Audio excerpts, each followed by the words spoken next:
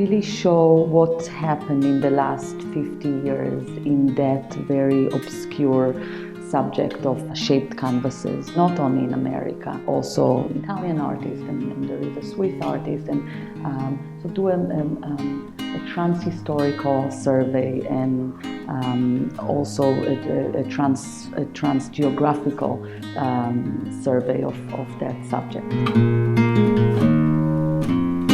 The show really started with the Frank Stella copper painting from 1961. We knew which private collection it's with, and we love it.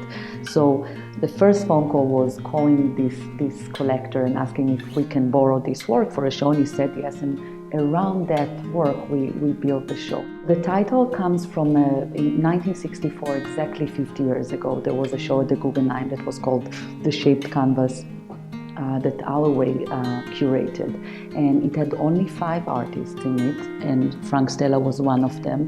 That was a source of inspiration, of course, as well. That show that happened, they didn't do a catalog, but they did a very interesting brochure, so that helped us shape the idea as well. We all sat here and made lists of every artist we can think about that was working in since the 60s or late 50s and dealt with the shaped canvas. We came up with a list of about 35 artists, and then we started looking for the works. It took quite a while also to find the right work, to find the right size work. And unlike the early shows of the shaped canvas, it's the first time that pop art is included, like the Wesselmann downstairs, like the Rosenquist on the second floor.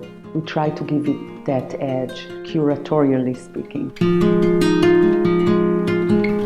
The Wesselmann piece is coming from his Smoker series that he started in the late 60s and into the 70s. That was on our wish list, and we were so thankful and happy that we were able to do it, because it really, the entrance is exactly the range and the contrast between the traditional shaped canvas comes from a completely different language, from pop art, and it's really interesting to see the range.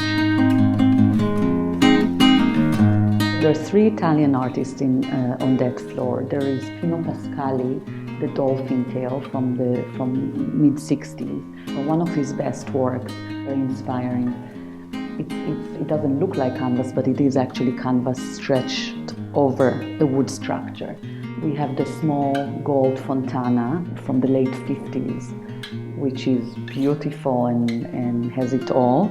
And Paolo Scheggi is a very interesting story. He's an Italian artist that died in 1971. He was 30 years old. He didn't make too many paintings, and he was layering canvases, one on top of the other, putting together minimalism and pop, basically, in the most interesting, original way. We thought a lot about the hanging. We didn't want it to look too precious, so the idea was to hang the works in a non-traditional way. There is a lot of processing to do.